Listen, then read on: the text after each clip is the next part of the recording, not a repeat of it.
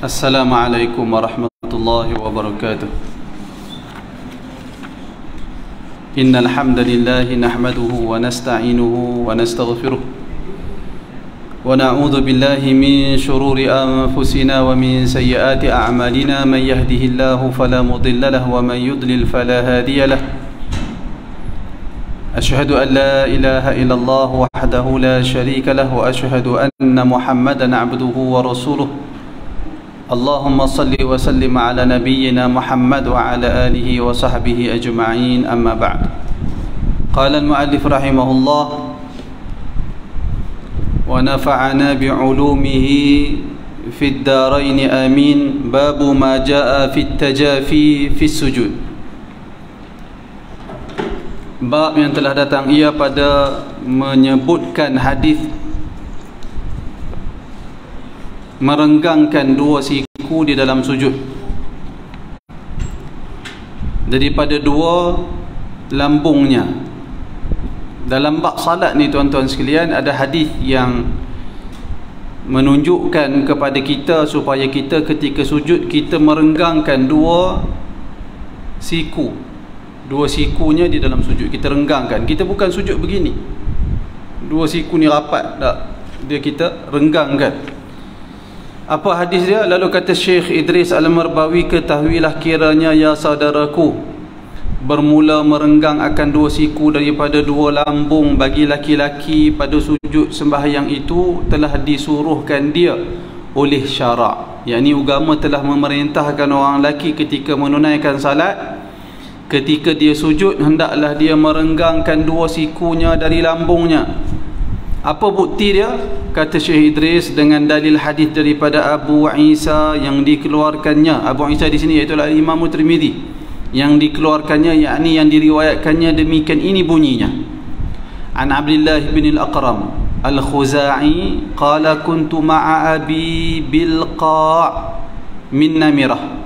Yang bermaksud diriwayatkan daripada Abdullah bin Al-Aqram Al-Khuzai, katanya adalah aku beserta bapa aku di tempat bernama Qa', daerah tempat nama Namirah. Qa' dia merujuk kepada tempat, dia bukan nama tempat ni, saya ingat Qa' ni. Qa' ni dia merujuk kepada tanah yang mendatar, tanah yang mendatar dan sama, tak ada bukit, tak ada lurah, dia mendatar, dan dia itu dikelilingi oleh bukit atau gunung. Dia tidak wadi, tapi dia tanah lapang lah, tanah lapang. Gunung atau bukit yang berada di kawasan tu berjauhan, itu nama dia Qa'. Sebab tu dewan tempat kita berhimpun tu dalam bahasa Arab dinamakan sebagai Qa'ah. Qaf alif ain ta marbutah, Qa'ah. Ini Qa', qaf alif ain. Kenapa dewan dinamakan Qa'ah? Kerana dewan tempat perhimpunan, tempat lapang, ada dinding macam ni. Ni dinamakan sebagai Qa'atul Masjid, dewan masjid. Tempat kita ni, tempat yang mendatar, rata, ruang yang luas, dinamakan sebagai Qa' dalam bahasa Arab. Jadi kata rawi hadis Abdullah ibn Al-Aqram, aku bersama dengan aku di satu kawasan di Qa', itu masuk Qa'. Min Namirah, tanah lapang di mana? Banyaklah tanah lapang ni, tapi dia kata min Namirah, dari tempat bernama Namirah. Namirah ni adalah satu tempat yang tak jauh dari Padang Arafah, dan Namirah ni merupakan batas tanah haram. Arafah tu tanah halal. Arafah adalah tanah halal. Jadi siapa-siapa yang nak buat ihram, dia boleh, katalah dia nak pergi Arafah, dia boleh keluar berihram di situ dan masuk. Namirah batas tanah haram dengan tanah Arafah yang halal menuju ke Mekah. Boleh faham? Sini masjid, sana tandas kan? Batas tu lah. Jadi Arafah ke sana Mekah sebagai contoh, ke sana Mekah, pembatas itu nama tempat bernama Namirah. Itu maksud dia. Jadi dia berada di satu tempat bernama Qa', daerah tempat nama Namirah. Ini perkataan Syekh Idris Al-Marbawi. Dia nak kata daerah pun dia macam kawasan lah bernama begitu.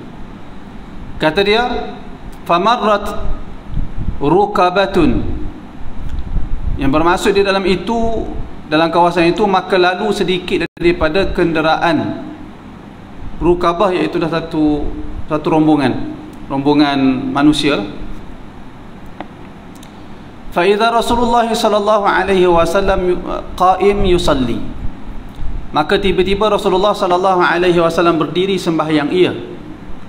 Aku dapati Nabi sallallahu alaihi wasallam sedang berdiri menunaikan salat. Qala fa kuntu anzuru ila ghufratai ibtaihi, kata Abdullah, maka adalah aku memandang kepada rupa, siapa ada Rumi tak ada, kepada aku memandang kepada warna lam bau waw lebu, saya tak pasti apa dia perkataan ni, lebu kedua ketiak Rasulullah pada masa rukuknya. Ini terjemahan Syekh Idris dia, saya ingat Syekh Idris dia bercampur hadis. Asalnya hadis disebut fa kuntu anzuru ila ghufratai ibtaihi, maka aku melihat kepada ghufratai. Ghufrah ni cerita tentang dia melihat ketiak Rasulullah ketika itu Rasulullah sujud. Dia nampak ketiak Rasulullah dalam keadaan ghufrah. Ghufrah ni nak abang kata warna, biasa orang terjemah putih melepak, tapi sebenarnya bukan putih melepak ghufrah ni. Ghufrah ni warna putih yang tidak melepak.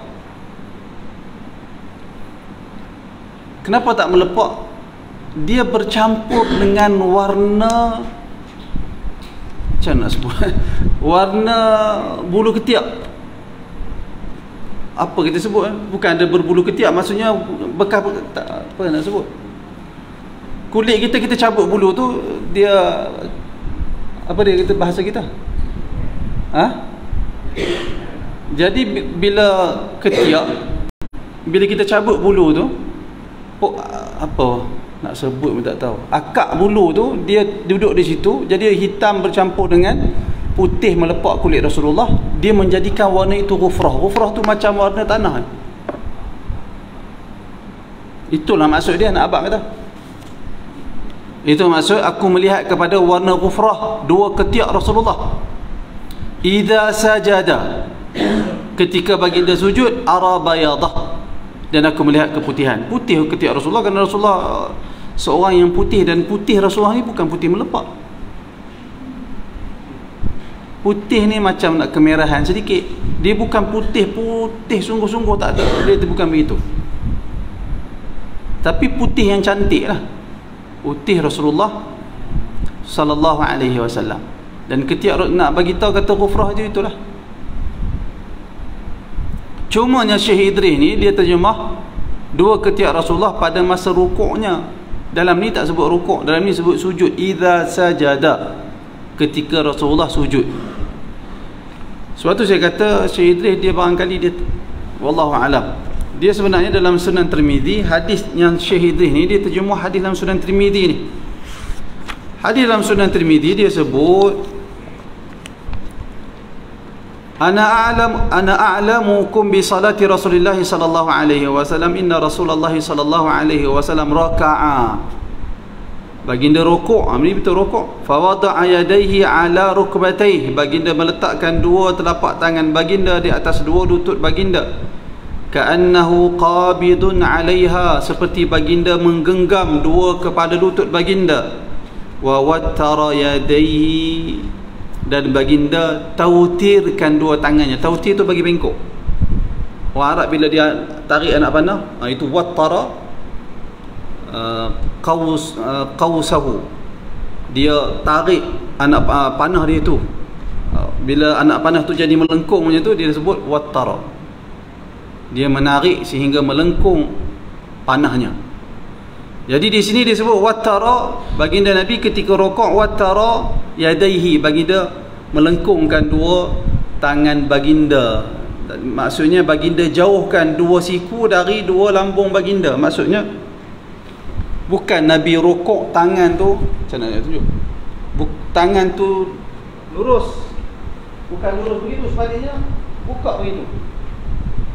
Dibengkokkan siku, dijauhkan siku dari dua lambung. Itu maksud tautir al-yadain.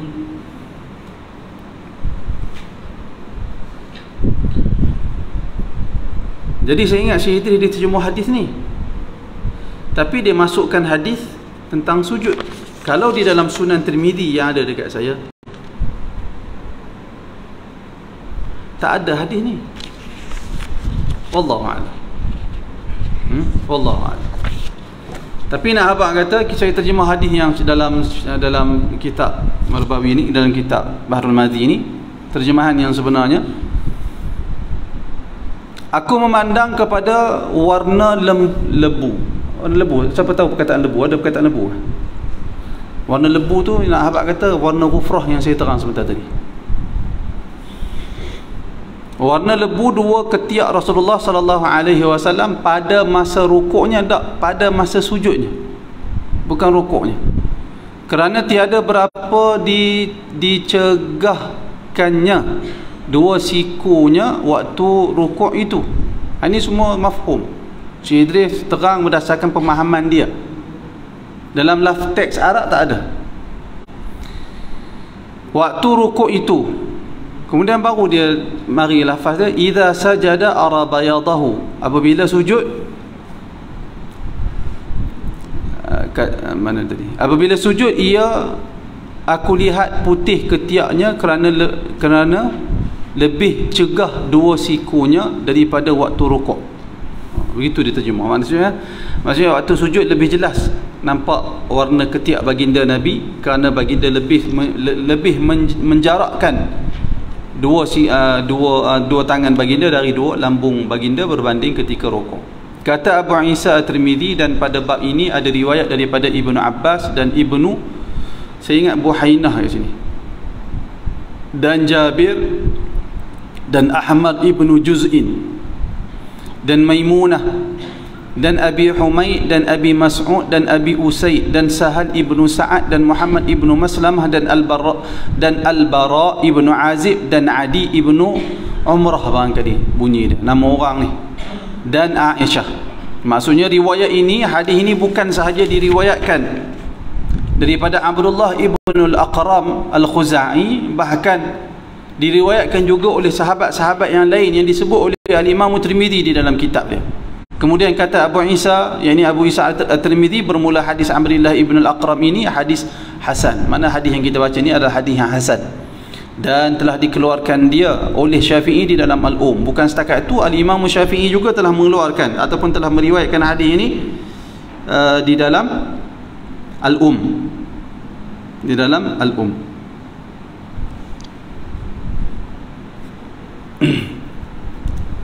Kemudian 372, maknanya hadis menceritakan Rasulullah menjarakkan dua siku baginda dari dua lambung baginda ketika sujud. Masalah merenggangkan dua siku daripada dua lambungnya dan hukumnya. Dua lambung ke dua lambungan? Dua lambungan kot. Maksudnya dia buat masalah dua lambungan. Dua lambungan ni dua lambung dan hukumnya. Kata Syafi'i, dan aku suka bagi orang yang sujud itu bahawa merenggang ia akan dadanya daripada dua pahanya. Saya harap jelas. Menjauhkan dada ni perut lah. Menjauhkan perut dari dua paha ketika sujud. Dan merenggangkan dua sikunya dan dua lengannya. Dua siku dari dua lengan direnggangkan daripada dua lambungnya. Siku dan lengan dijauhkan dari lambung, bukan dirapatkan begitu, sehingga apabila kiranya tiada ada atas belikatnya barang yang menutupnya, nescaya nampak warna lebu ketiaknya. Apa? Labu. Warna labu ketiaknya. Kalau tak ada apa-apa kita pakai di atas belakang kita ni menutup tangan kita, sudah tentu akan nampak ketiak kita, warna ketiak kita. Itu menggambarkan jauhnya dua lengan ni dari lambung, sehingga menampakkan warna labu. Dan pula jangan sujud itu dipertemukan salah satu daripada dua lutut itu dengan lainnya, yakni sujud dipertemukan lutut. Jangan dua lutut dilagakan ketika sujud, yakni dirapatkan dua kaki sehingga berlaga dua lutut dia. Jangan buat begitu. Sebaliknya kedua-dua kaki hendaklah dia bersendirian sujud kepada Allah. Dan direnggangkan pula dua kaki, direnggangkan pula dua kaki ketika sujud ni, dan diangkat belakang, dan jangan dikedikkan akan dia. Apa dia kedikkan ni? Siapa faham? Dikedikkan. Saya baca tadi, ya Allah, saya tak faham. Lalu bukalah kitab asal. Bila buka kitab asal, dapatlah saya perkataan baru pada petang ni. Iaitulah perkataan Al-Imam Syafi'i rahimahullah. Beliau berkata, Al-Imam Syafi'i, dia Imam Syafi'i ni bila kita sebut dia rasa lain sikit, pasal kita memuliakan Al-Imam Syafi'i rahimahullah, ulama rabbani. Kata Al-Imam Syafi'i, yarfa'u dhahrahu wala yahdawdibu wala yahdawdibu. Ihdawdaba yahdawdibu. Dia dari perkataan ihdawdaba. Ihdawdaba mudhari' dia yahdawdibu. Yahdawdibu tu jangan dia angkatkan belakang dia, jangan bongkok. Jangan bongkok. Jangan bongkok. Itu maksud kat mana tadi dia kata? Jangan apa dia tadi? Tak jumpa dah. Jangan dikedikkan akan dia. Jangan dikedikkan akan dia. Kalau saya bunyinya begitu kot. Di dal tu di, kaf dal ya qaf, betul? Dikedikkan kan? Dia bunyi ke situ apa? Dikedikkan. Dikedikkan. Yang ni jangan membongkokkan. Maknanya belakang kita tu lurus ketika sujud. Bukan begitu sujudnya. Dijauhkan perut dari paha, bukan maksud kita membongkok ketika sujud, tetapi kita lurus belakang. Belakang tu lurus. Jangan dikedikkan akan dia dan tetapinya diangkatkan dia sebagaimana yang telah aku kaifiatkan, yakni lurus. Belakang tu diluruskan. Lain daripada bahawa ada sengaja angkat pinggang dari atasnya dan bawahnya. Maksudnya jangan dibengkokkan. Sengaja dia angkat pinggang dia sehingga menjadi bongkok badan dia ketika sujud. Bukan itu cara sujud yang sebenar. Sebaliknya hendaklah ditegakkan.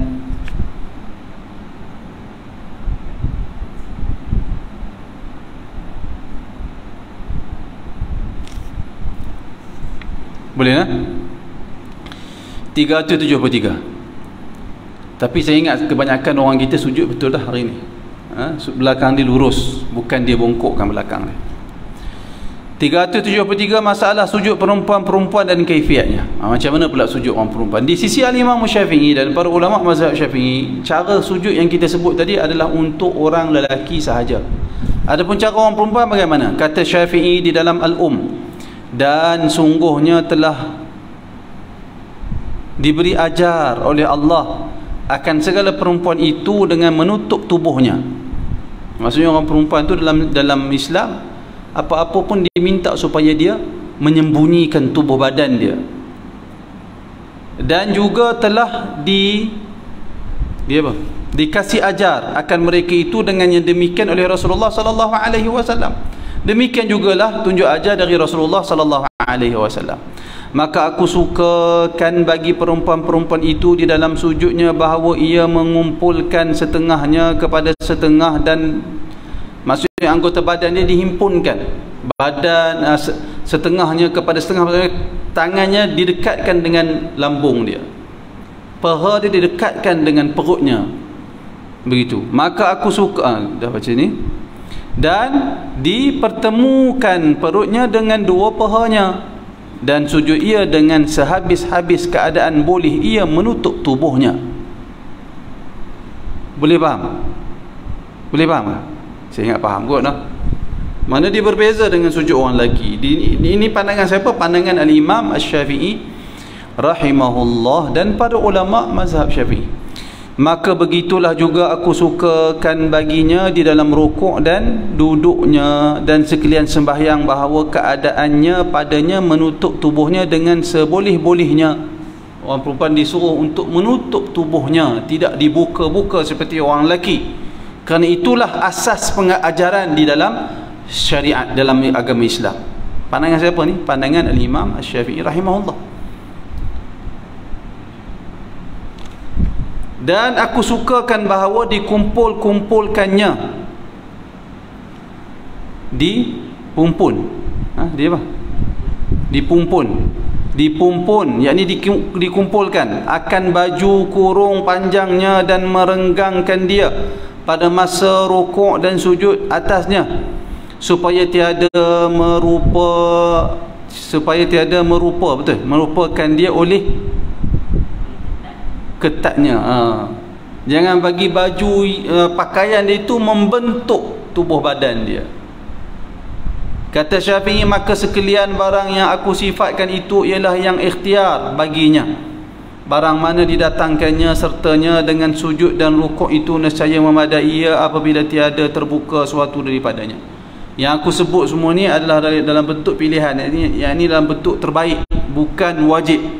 Kalau ada seorang perempuan dia sujud sama seperti orang lelaki, tangan begitu, perut dengan paha pun dijauhkan seperti orang lelaki, maka perkara itu telah memadai. Sujud dia seperti itu tetap sah, tidak batal salatnya.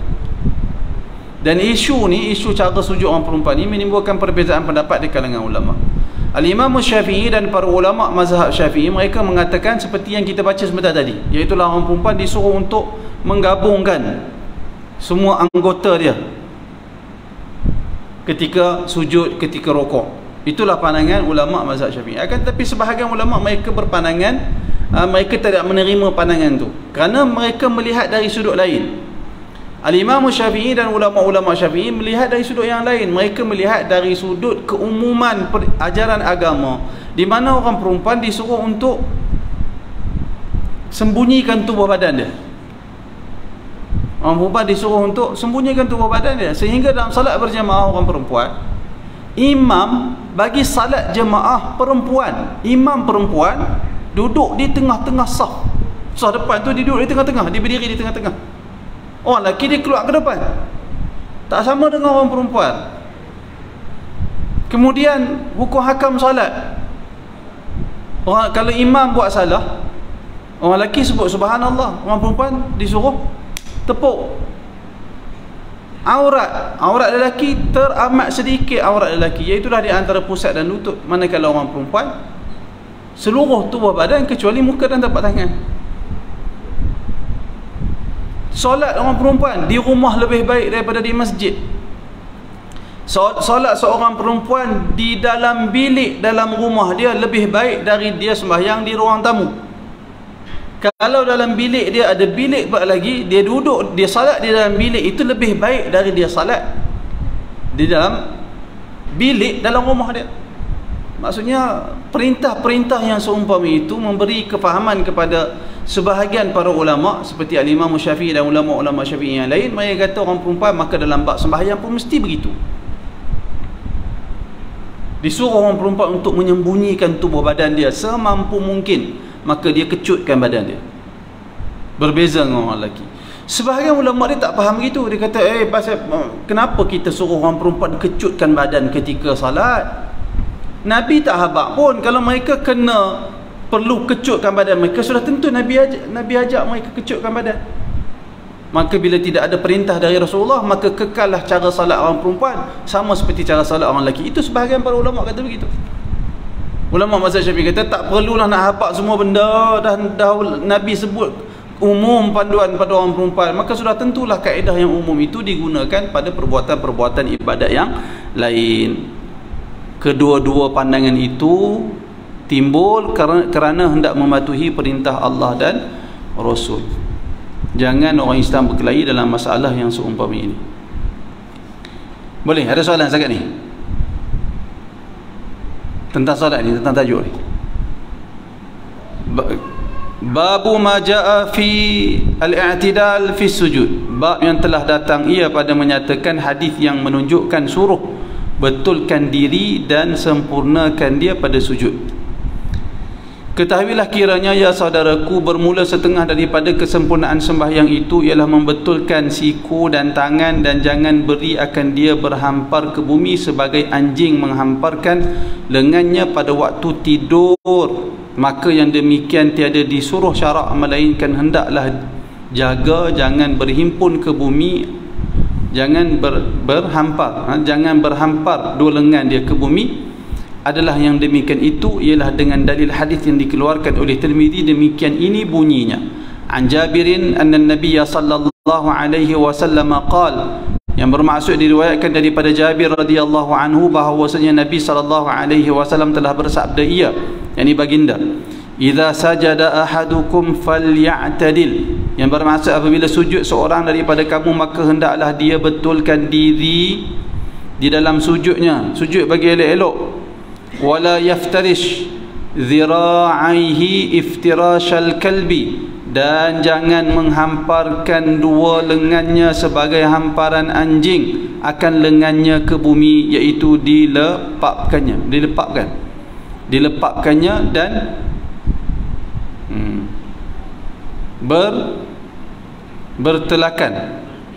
bertelekan dirinya di atas dua lengan itu. Faham? Sujud lengan ni bagi berdiri, jangan sujud lengan jatuh begini ketika sujud. Dan ambil perhatian tuan-tuan, kadang-kadang kita tengok sampai hari ni masih ada jemaah yang menunaikan salat di masjid, tangan dia sujud, tangan dia letak atas bumi. Bukan begitu, tapi dia kena angkat di bumi, kemudian rapat ke apa, dia buat sandak paha lah. Ya. Jangan dia bentang dua. Wala yaftarishu dhira'aihi iftirashal kalbi. Kalbi tu anjing. Jangan dia bentangkan dua dua hastanya ni di atas lantai seperti mana bentangnya anjing. Anjing bila didudukkan dia bentangkan dua lengan dia ni. Jadi ambil perhatian orang yang menunaikan salat. Salat ini adalah ibadah yang pertama ditanya di akhirat kelak. Maka pastikan salat kita dilakukan sebaik mungkin yang kita mampu, bukan asal buat. Bukan asal buat. Kerana itu kita mengaji, kita tidak buat apa mengaji. Kemudian maka yang demikian itu menghuduhkan rupa kelakuan sembahyang. Siapa yang sembahyang letak dua lengan ke lantai, dia memburukkan keadaan, memburukkan rupa sujud dia di dalam sembahyang dia, memburukkan keadaan. Dan sebenarnya Nabi SAW melarang kita menyerupai haiwan dalam melakukan perbuatan-perbuatan salat. Nabi tak bagi kita bergerak begitu laju seperti patukan ayam. Nabi tak bagi serupa dengan ayam. Nabi tak bagi kita turun seperti mana turunnya unta. Nabi tak bagi kita berkalih ke kepala, duk tengok sana seperti musang. Tak saya musang. Nabi tak bagi kita duduk seperti duduknya anjing. Nabi tak bagi kita sujud seperti sujudnya anjing, meletakkan dua lengannya ke lantai. Ada sekurang-kurangnya 4 haiwan Nabi tegah kita menyerupai pergerakan haiwan di dalam salat. Kerana kita manusia, Allah Subhanahu Wa Taala telah memuliakan manusia, maka jaga kemuliaan kita yang telah dianugerahkan oleh Allah Subhanahu Wa Taala. Kata Abu Isa, dan pada bab ini ada riwayat daripada Abdul Rahman ibnu Shabal dan Anas ibnu Malik dan Abi Humaid dan Aisyah. Betul, Shabal dia tulis apa? Shabal, Sibil, bukan begitulah bunyi nama orang. Kata Abu Isa lagi, bermula hadis Jabir ini ialah hasan lagi sahih, intaha, dan telah dikeluarkan dia oleh Imam Bukhari dan Muslim dalam sahih keduanya. Selain daripada itu, Imam Bukhari dan Muslim juga ada meriwayatkan hadis ini, dan dikeluarkan oleh Tirmizi akan hadis lain lagi bagi menunjukkan tuntut betulkan, ada pertuntutan memperbetulkan pada sujud ini dengan katanya, an Qatadah qala sami'tu Anasan yaqul,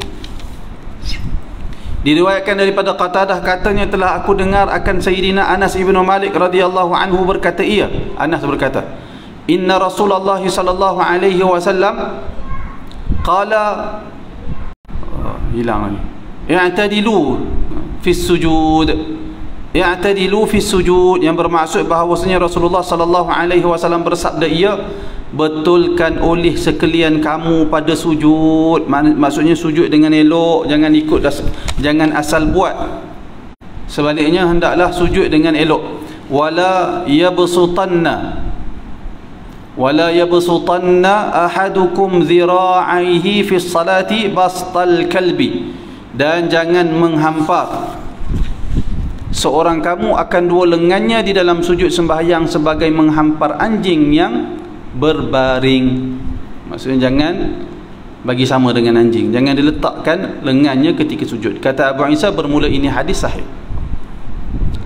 Dua hadis Syekh Idris datangkan di sini untuk beri peringatan kepada kita, perbetulkan sujud, perbetulkan kedudukan anggota badan kita ketika sujud, bagi membolehkan kita memperolehi pahala yang sempurna di dalam sujud. 375 masalah menghampar tangan pada sujud dan maksudnya. Kata Imam Nawawi, bermula maksud hadis yang menyebutkan jangan menghamparkan tangan seperti hamparan anjing, seperti hampar anjing berbaring, itu maknanya apa? Makna dia bahawasanya sayugianya bagi orang yang sujud itu bahawa menghantar ia akan dua tapak tangannya atas bumi, dua tapak tangan duduk atas bumi, dan mengangkat ia akan dua sikunya daripada bumi. Angkat siku, jangan diletakkan ke bawah. Ambil perhatian oleh orang-orang yang menunaikan salat. Dan daripada dua lambungnya akan sebagai angkat yang bagus. Angkat sungguh-sungguh dua siku ni dan dijauhkan dari lambung. Jangan sekira-kira zahir celah dengan sekira-kira zahir celah ketiaknya apabila tiada bertutup. Kalau tak ada sesuatu yang menutup, maka zahirlah ketiak kita pada penglihatan orang yang berada di belakang kita. Begitu keadaan sujudnya. Dan bermula ini pengajaran ittifaq ulama atasnya, ittifaq ulama sunatnya. Mana ulama sepakat keadaan salat sujud yang kita terangkan sebentar tadi, sepakat ulama hukumnya sunat. Maka jikalau meninggal seorang akan dia adalah ia memperbuat tiada bagus, dan tegah itu ialah tegah karahah tanzih, dan sembahyangnya sah, wallahu alam. Maknanya kalau ada orang dia sujud dalam keadaan dia rapatkan lengan dia ke ketiak, dia letakkan dua sikunya ke lantai, dia rapatkan semua anggota tubuh badan dia, sembahyang dia telah melakukan sujud dalam keadaan tiada bagus, tak baik, tak elok buat macam tu. Tapi sah tak sujud dia? Sah. Sah tak salat dia? Sah. Boleh faham? Jelas tuan-tuan? Mudah-mudahan jelas. 376 masalah menghampar tangan pada sujud, mengapakah ditegakkan dia? Kenapa Nabi tak bagi kita letak siku kita di atas lantai ketika sujud? Kata Nawawi di dalam syarah Muslim, telah berkata ulama, dan bermula hikmah kebijaksanaan dari larangan tersebut. Bermula hikmah pada tegah menghampar tangan seperti menghampar anjing yang tidur pada tiap-tiap sujud sembahyang itu, kerana bahawasanya kelakuan mendirikan siku dan merenggangkannya daripada dua lambung itu lebih kuat pada rupa tawaduk dan lebih bagus pada mengenakan dahi dan hidung ke bumi. Dengan cara begitulah kita dapat melakukan sujud dalam bentuk yang sempurna, sehingga kita boleh sampaikan bukan setakat dahi kita sahaja mencecah bumi, bahkan hidung kita juga mencecah bumi, dan kita boleh melakukan perintah-perintah ketika sujud. Itu tujuan dia. Sujud ni tuan-tuan, bila salah sujud itu yang jadi masalah tu. Bila salah cara sujud, dia marilah masalah-masalah yang lain. Nak sebut pun takut nanti ada orang terasa.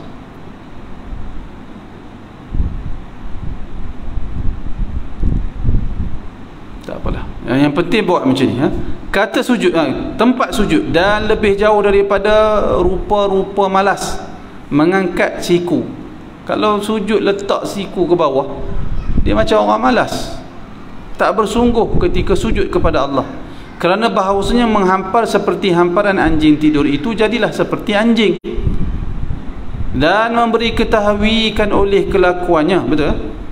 Dan memberi ketahuikan oleh kelakuannya itu dengan menghinakan dan memudah-mudahkan sembahyang dan kurang ambil peduli dan jaga dengan dia. Orang yang sujudnya seperti anjing tidur, dia menunjukkan dia tak bersungguh-sungguh menunaikan salat.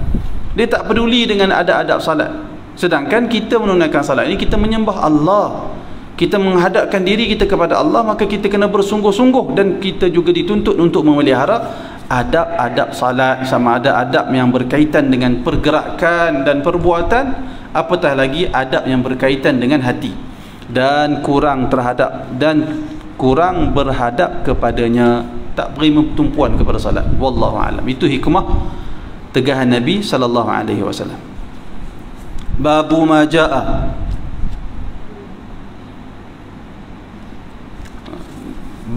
jaa fi wad'il yadaini wa nasbil qadamaini fi sujud. Bab yang telah datang ia pada menyatakan hadis menghantarkan dua tangan ke bumi dan mendirikan dua hujung kaki pada sujud. Ketahuilah kiranya ya saudaraku, bermula menghantarkan dua tangan ke bumi, maknanya kita letak dua tangan kita di atas bumi ketika sujud, dan mendirikan dua hujung kaki. Ini kaki pula, mendirikan dua hujung. Kita sujud dalam keadaan kedua telapak kaki kita didirikan dengan kita membengkokkan jari. Jadi jemari kaki kita menghadap ke arah kiblat.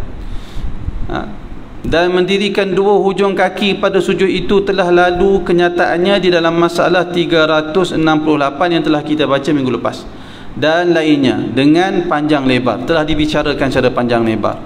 Maka di sini didatangkan oleh Tirmizi akan hadis yang tertentu bagi dalil atas suruh dua perkara itu dengan katanya an Sa'di bin Abi Waqqas anna Nabiy sallallahu alaihi wasallam amara bi wad'il yadaini wa nasbil qadamain. Diriwayatkan daripada Sa'ad ibn Abi Waqqas bahawasanya Nabi sallallahu alaihi wasallam menyuruh ia, baginda menyuruh maksudnya, dengan menghantarkan dua tangan dan mendiri akan dua hujung kaki pada sujud. Saya ingat jelas. Kalau tak jelas tanyalah. Kata Abu Isa, dan telah meriwayat oleh Yahya ibnu Sa'id Al-Qattan dan ketiadaan seorang daripada Muhammad bin Ajlan. Maksudnya bukan sahaja Yahya Al-Qattan sahaja meriwayatkan daripada Muhammad bin Ajlan, bahkan ramai. Maksudnya ketiadaan seorang ramai lagi periwayat hadis yang meriwayatkan hadis daripada Muhammad bin Ajlan, daripada Muhammad bin Ibrahim an Amir ibnu Sa'ad an Amirin ibni Sa'din anna Nabiy sallallahu alaihi wasallam amara bi wad'il yadaini wa nasbil qadamain, yang bermaksud daripada Amir ibnu Sa'ad bin Abi Waqqas, anak kepada Sa'ad ibn Abi Waqqas, bahawasanya Sa'ad ibn Abi Waqqas ni ketika Hajjatul Wada' dia jatuh sakit, dia ingat dia nak mati. Lalu ketika itu dia hanya ada seorang anak perempuan sahaja. Lalu dia nak sedekahkan semua harta dia. Nabi tak bagi. Tu tuan-tuan kena ambil pengajaran tu. Nabi kata jangan, banyak sangat tu. Sedekah banyak sangat, Nabi tak bagi. Dia kata kalau begitu aku sedekah separuh wahai Rasulullah daripada harta aku. Rasulullah kata jangan, banyak. Jangan. Dia kata kalau begitu sulus 1/3 wahai Rasulullah. Rasulullah kata 1/3 wasulusu katsir, itu pun banyak juga tu, kamu nak sedekah 1/3. Kemudian Rasulullah kata kamu tinggalkan keluarga kamu dalam keadaan serba cukup lebih baik berbanding kamu meninggalkan keluarga kamu dalam keadaan meminta-minta kepada orang ramai. Ketika itu anak dia seorang, anak perempuan, rupa-rupanya sakit dia tu tak mati, dia sihat lepas pada tu baru umur panjang dia sampai dia dapat anak lagi, antaranya Amir dapat anak lelaki. Ketika peristiwa Hajjatul Wada' dalam tahun ke-9 Hijriah, dia ada anak seorang saja, anak perempuan. Sebab tu dia nak sedekah habis harta dia. Rupanya dia sihat daripada sakit tu dan hidup panjang umur dia, dan dia dikurniakan anak yang lain, antaranya anak lelaki bernama Amir Lalu hadis ini diriwayatkan daripada salah seorang anak dia bernama Amir ibni Sa'din ibni Abi Waqqas, bahawasanya Nabi SAW menyuruh ia, yakni menyuruh Sa'ad ibn Abi Waqqas dengan menghantarkan dua tapak tangannya ke bumi, yakni Nabi suruh meletakkan dua telapak tangan ke bumi dan mendirikan dua hujung telapak kaki pada waktu sujud. Macam kita duk belajar dengan ustaz-ustaz dululah. Itulah cara yang diperintahkan oleh Rasulullah. Kata Abu Isa, bermula ini hadis mursal, dan inilah yang lebih asah daripada hadis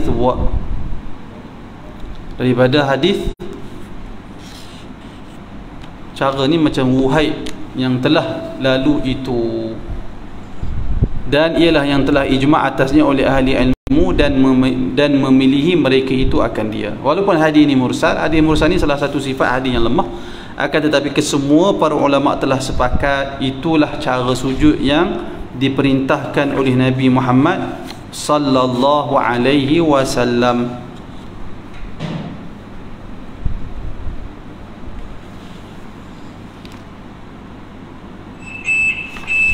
Kita azan seketika.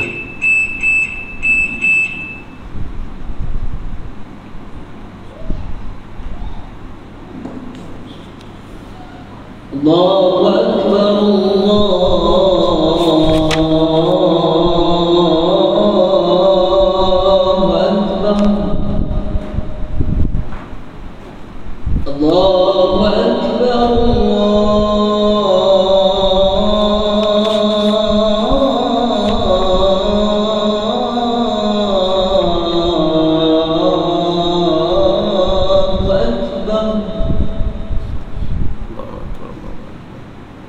أشهد أن لا إله إلا الله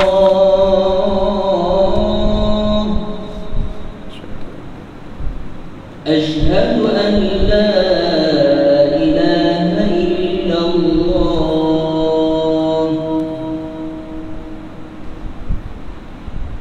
أشهد أن محمد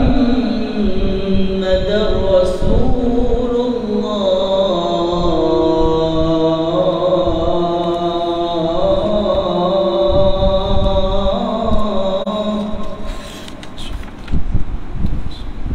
أشهد أن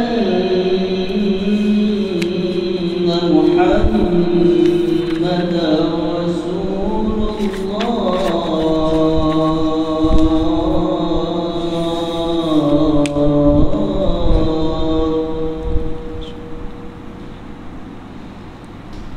حي على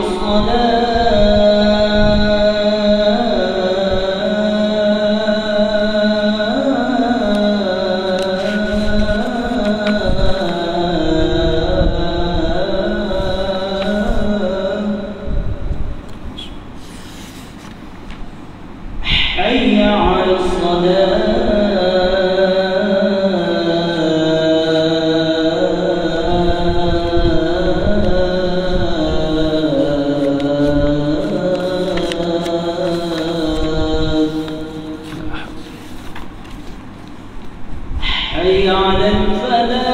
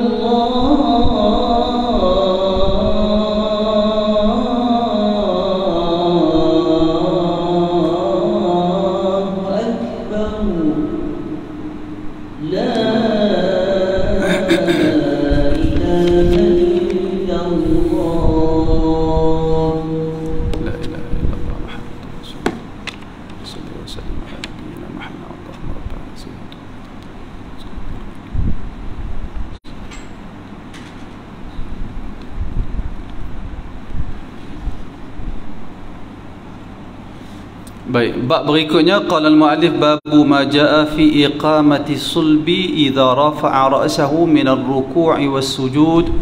Wallahu alam, kita tangguh kuliah ke minggu berikutnya insya-Allah. Baik, kita pergi pada soal jawab. Tuan-tuan, minggu lepas ada soalan yang saya tangguh kan? Soalan apa saya tak ingat. Tentang perwitir tak silap saya. Macam mana tak cerita dah? Ya? Macam mana?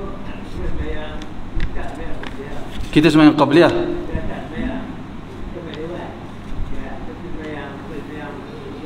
Aha. Okey, semalam lepas fardu isyak kita buat ba'da isyak. Okey.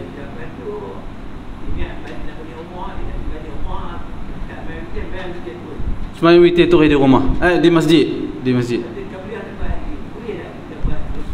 Qada lah, qada qabliyah. Boleh buat. Boleh buat qada qabliyah selepas isyak bagi orang yang melazimi sunat qabliyah. Adapun orang yang tak melazimi sunat qabliyah, saat-saat dia buat, saat-saat dia tak buat, tak ada qada qabliyah pada dia. Agar tidak berubah syariat. Qabliyah isyak selepas isyak pula. Kau suka je dia tiap hari qada qabliyah tak boleh. Kalau dia buat qabliyah dan duduk, dia buat dua ya. Kalau dua nak dua. Aha. Tapi niat kita nak buat empat tapi tak empat lima ya. Jadi empat tu boleh nak buat dua lagi tu. Qada ni benda yang kalau dia melazimi 4 rakaat tu boleh lah. Kalau dia tak melazimi, saat-saat dia buat 4, saat-saat dia buat 2, tak boleh qada pada dia. Dia mesti syarat dia orang yang melazimi sembahyang sunat baru boleh dia qada. Maknanya qada tu sekali-sekala dia buat ketika dia tak sempat disebabkan dia memang melazimi amalan tu. Itu boleh. Sama seperti qabliyah subuh. Qada qabliyah subuh selepas salat subuh hanya untuk orang yang melazimi qabliyah subuh. Kalau orang tu tak melazimi qabliyah subuh, dia ikut dan dia. Kalau macam tu nanti selepas main subuh ramai buat qabliyah subuh qada. Pasal apa buat qabliyah subuh selepas subuh? Dah boleh qada, kami qada. Tiap hari qada. Tiap hari di masjid Gua Asyik Alwi ni lepas main subuh aja ada orang sembahyang sunat, sedangkan selepas salat subuh tidak ada salat sunat. Sebab tu saya kata tadi kalau tidak berubah agama. Maka tak boleh. Dia hanya khas untuk orang yang melazimi qabliyah. Dia boleh qada. Ya, wallahu a'lam. Ada dua soalan dekat saya di sini. Pertama, hukum orang perempuan hadir salat berjamaah di masjid. Hukum dia harus. Bahkan orang lelaki kena tahu. Nabi SAW pesan kepada orang lelaki, la tamna'u ima Allah min masajidillah. Jangan hampa semua orang lelaki menghalang orang perempuan dari datang masjid. Nabi larang. Maka jangan kita halang, sama ada isteri kita ataupun anak perempuan kita. Dia nak main masjid, jangan halang. Al-Qaradawi rahimahullah dalam fiqh salah membantah tindakan sebahagian orang lelaki yang menghalang isteri dan anak perempuan datang ke masjid. Al-Qaradawi kata, kenapa kita menghalang orang perempuan datang ke masjid sedangkan kita tidak menghalang orang perempuan pergi ke pasar, pergi ke sekolah, pergi ke universiti? Ada percampuran lelaki dan perempuan di situ tu, tak ada siapa bantah, tak ada siapa halang. Tiba-tiba kita halang orang perempuan dari masjid, tak boleh.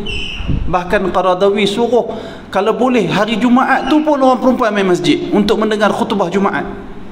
Kerana hari ini, masyarakat hari ini rata-rata telah orang perempuan pun menuntut hak mereka. Nak buat itu, nak buat ini, tak ada bantahan sama sekali. Ini pejuang-pejuang hak orang perempuan ni. Duk berjuang hak orang perempuan, apa orang lelaki nak buat, mereka pun nak buat. Tetapi mereka sunyi sepi dari menyeru orang perempuan datang ke masjid untuk mendengar tazkirah dan peringatan, termasuk pada khutbah Jumaat. Orang perempuan boleh datang dengar sembahyang Jumaat di masjid tak, tuan-tuan? Boleh. Kalau mereka datang menunaikan salat Jumaat 2 rakaat mendengar khutbah, sama seperti orang lelaki, Jumaat mereka sah, tak perlu lagi mereka menunaikan salat zuhur. Sepatutnya kumpulan-kumpulan yang kononnya memperjuangkan hak wanita tu, mereka memperjuangkan hak-hak wanita yang kononnya wanita diabaikan, mereka juga kena seru orang perempuan supaya datang ke masjid mendengar tazkirah, kuliah, Khutbah Jumaat pun mereka kena seru juga. Ini seru bab dunia aja. Lalu orang perempuan tak dengar tazkirah. Cuba tengok masjid zaman Nabi dahulu, para wanita usaha jumpa Nabi, wahai Rasulullah, kuliah kamu banyak kepada orang lelaki, minta adakan masa untuk kuliah bersama dengan kami orang perempuan. Nabi ada bagi masa kepada orang perempuan untuk mendengar permasalahan mereka. Tapi hari ini tengok masjid, orang lelaki paling ramai, orang perempuan paling sedikit di masjid. Tapi pergi tengok tempat lain, hatta di universiti, siapa paling ramai? Orang perempuan, orang lelaki tak ramai. Di market, orang perempuan ramai, orang lelaki tak ramai. Orang perempuan hari ni apa saja orang lelaki buat, dulu tak ada orang perempuan tebak roti canai. Tak ada dulu. Bukan tak boleh, boleh tak ada masalah. Tapi orang perempuan dah buat semua benda, hatta tebak roti canai. Dulu waktu saya remaja, nak cari orang perempuan naik motor susah. Saya ingat tak ada, basikal ada, naik basikal ada. Naik motor, orang perempuan naik motor tu rasa pelik. Hari ni bukan sahaja orang perempuan naik motor. Orang perempuan naik motor besar, orang lelaki bawa pun berat motor tu. Selengit sikit jatuh. Depa bawa orang perempuan.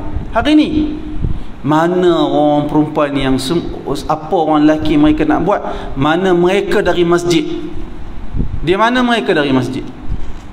Hari ni sepatutnya kita perlu beri peringatan kepada orang-orang perempuan kita. Tak apa, bukan kita kata tak boleh hampa buat apa yang hampa nak buat selagi agama benar kan. Kenapa tak datang ke masjid? Datanglah ke masjid. Masjid ini tempat perhimpunan orang Islam, tempat keamanan dan selamat. Yang kedua, ya. Ya.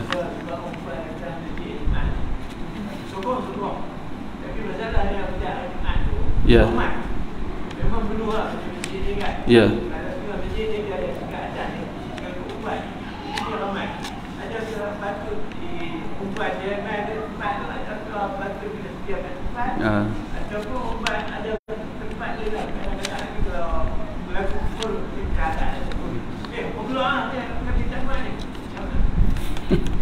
Betul. Tadi kita sebut Qaradawi kempen orang perempuan main masjid hatta hari Jumaat, bukan bermaksud dia hadir di tempat yang tak ada tempat untuk dia. Orang masjid dah kena fikirlah macam mana nak buat tempat orang perempuan. Kalau masjid itu tak sediakan tempat orang perempuan, jangan dia sediakan, jangan orang perempuan pun mari solat Jumaat. Dah tak ada tempat kat dia. Kena sediakan tempat mereka. Kena sediakan juga tempat orang perempuan hadir menunaikan salat Jumaat.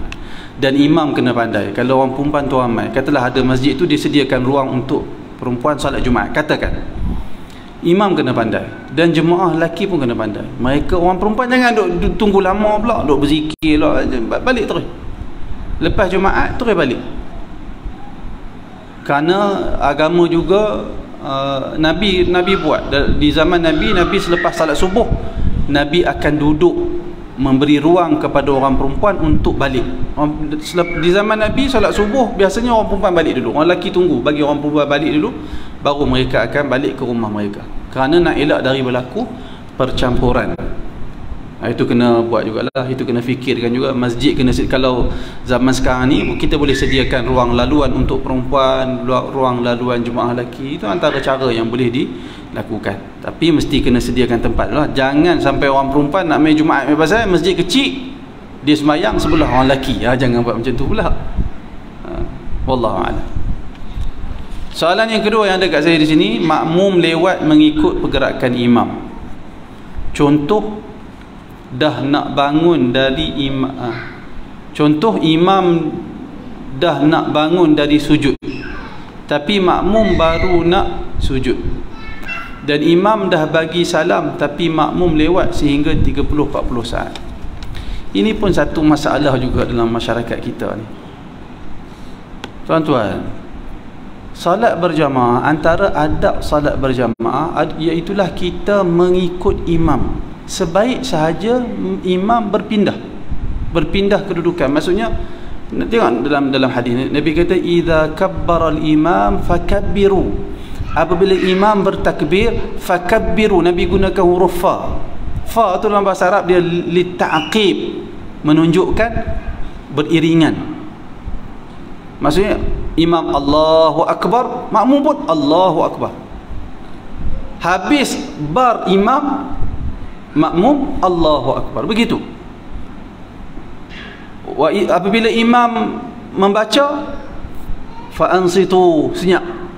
Nabi kata, idza raka'al imam farka'u, apabila imam rukuk, maka rukuklah kamu semua berturutan. Maknanya imam Allahu Akbar, imam, kita pun Allahu Akbar sujud. Bila imam masuk ke dalam sujud tu, masuk ke dalam rukuk, dapat rukuk, kita pun Allahu Akbar rukuk. Bila imam sami Allahu liman hamidah, dia berdiri tegak, maka kita pun sami Allahu liman hamidah, kita pun berdiri. Idza sajada al-imam fasjudu, bila imam sujud, maka kamu juga sujud. Bila imam berdiri, dia nak sujud, Allahu Akbar, kita pun Allahu Akbar. Begitu solat berjamaah. Ini benda ni semua ulama sepakat. Itulah yang diajar oleh Rasulullah sallallahu alaihi wasallam. Malangnya dalam masyarakat kita, imam sujud, dia lambat turun. Imam dah rukuk, dia lambat turun. Imam subhana rabbiyal azim, subhana rabbiyal azim wa bihamdihi, dia duduk berdiri lagi, duduk baca surah. Baca surah tu sunat tuan-tuan, tetapi mengikut imam ni satu perkara yang penting di dalam salat. Tak perlu habiskan surah. Katalah kita baca surah, habis kita baca Al-Fatihah, kita baca surah.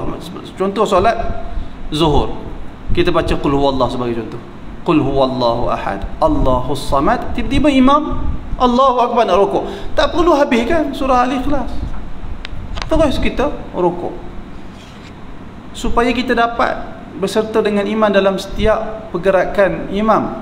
Nabi sebut di dalam hadis, Nabi kata, innama ju'ilal imam liyutamma bih, hanya sahaja imam itu dijadikan di dalam salat itu untuk diikuti.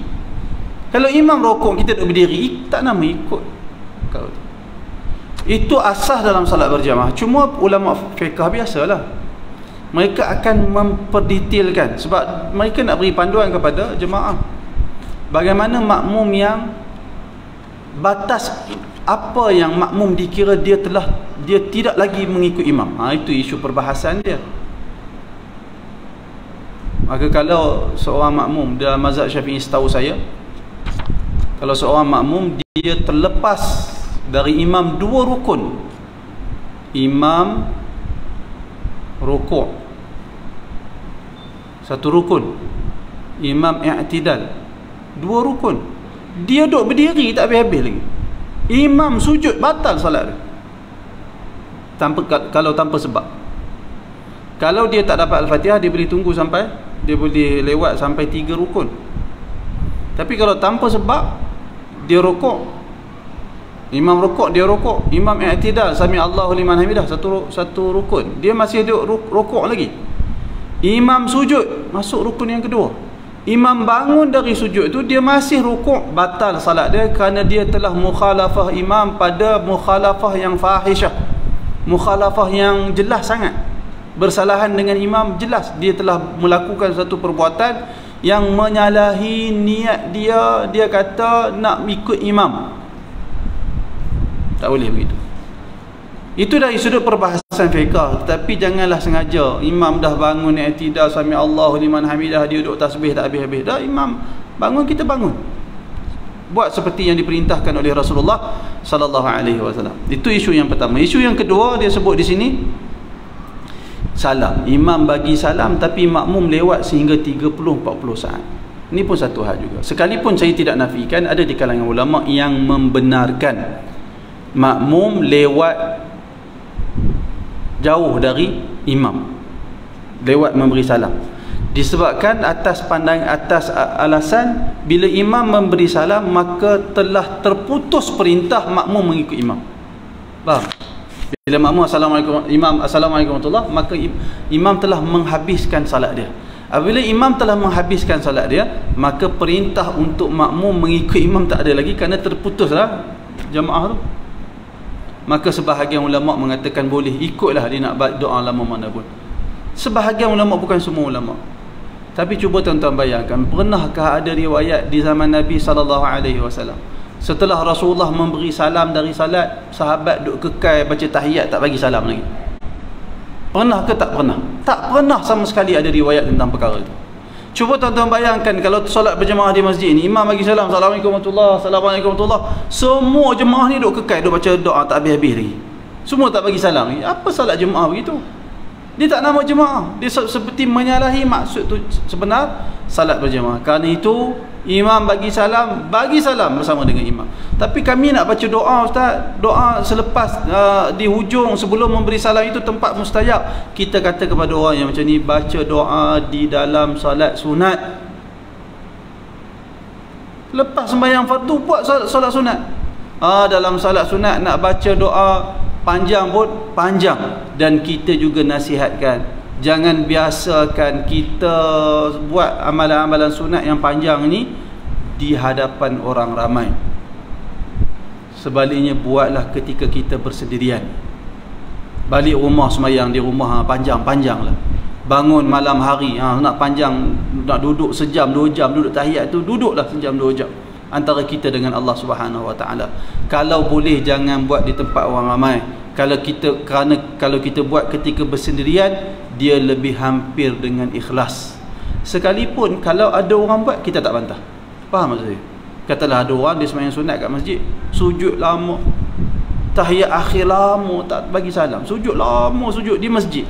Kita bantah tak perbuatan dia? Kita tak bantah, kerana dia buat perkara yang dibenarkan oleh syarak. Tetapi kita anjurkan supaya elakkan perbuatan itu, buat di rumah lebih baik. Pasal apa kita tak bantah? Sebab mungkin dia ikhlas. Mana kita nak tahu ikhlas ni antara dia dengan Allah Subhanahu Wa Taala. Tetapi dalam masa yang sama kita anjurkan supaya buat perkara seperti itu di rumah. Wallahu a'lam. Ada soalan lain? Ya.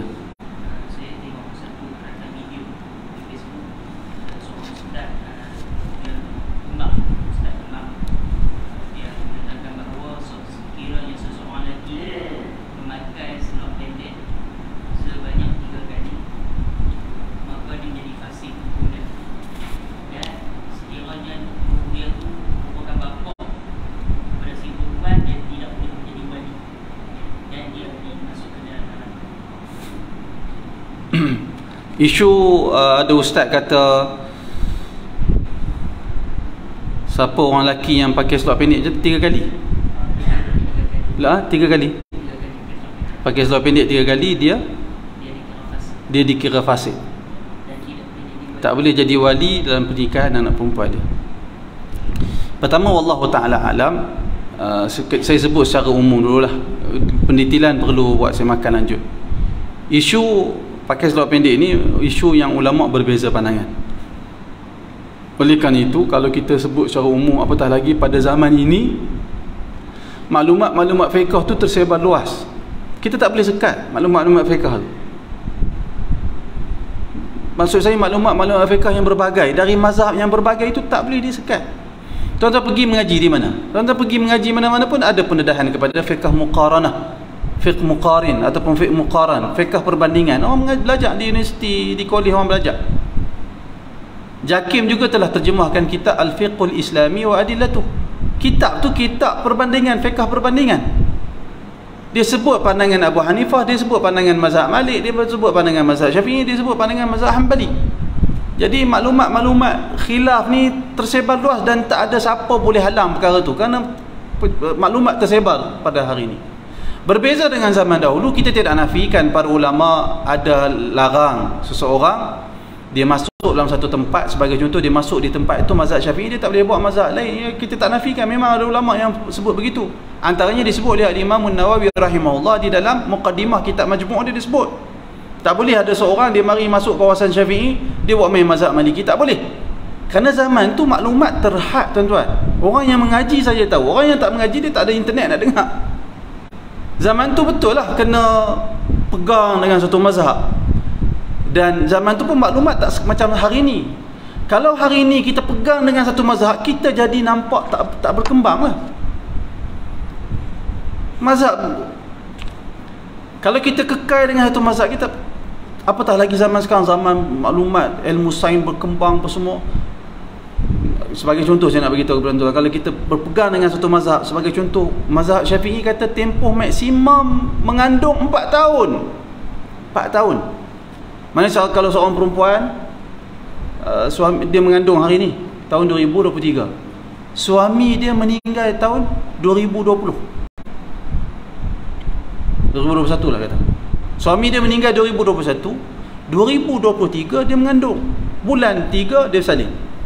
Anak tu, anak suami dia meninggal pada tahun 2021. Tuan-tuan nak ambil pandangan tu? Kerana dalam mazhab Syafi'i tempoh maksimum mengandung 4 tahun. Kalau kita tak apa kami mesti Syafi'i, merosak masyarakat kalau kita ambil benda tu. Jadi tak boleh. Dan apatah lagi masyarakat telah terbiasa dengan maklumat yang berbagai. Tiba-tiba kita nak sekat, tak boleh agama ni mesti ikut satu mazhab. Tak, dalam sebab apa pun maklumat yang datang berbagai. Maka terima maklumat cuma dengan bimbingan dan dengan cara bagaimana kita nak bentuk akhlak kita dalam kita berhadapan dengan orang yang berbeza dengan kita. Itu cara yang perlu dididik dalam masyarakat kita. Jangan berkelahi, jangan tohmah orang yang berbeza dengan kita. Amalkan apa yang kita yakin dan berdasarkan ustaz yang kita percaya.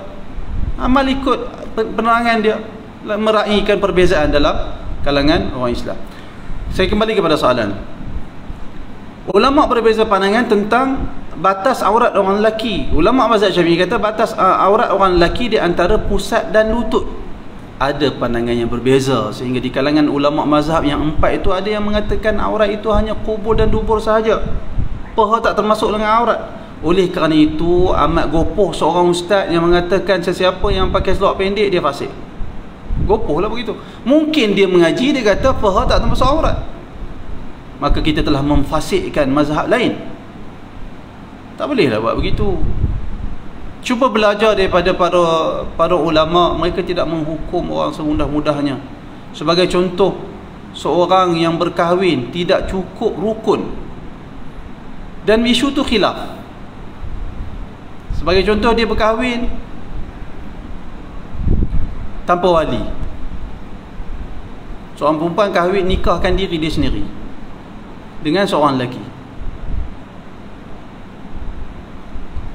Di sisi Hanafi sah dengan syarat-syarat dia.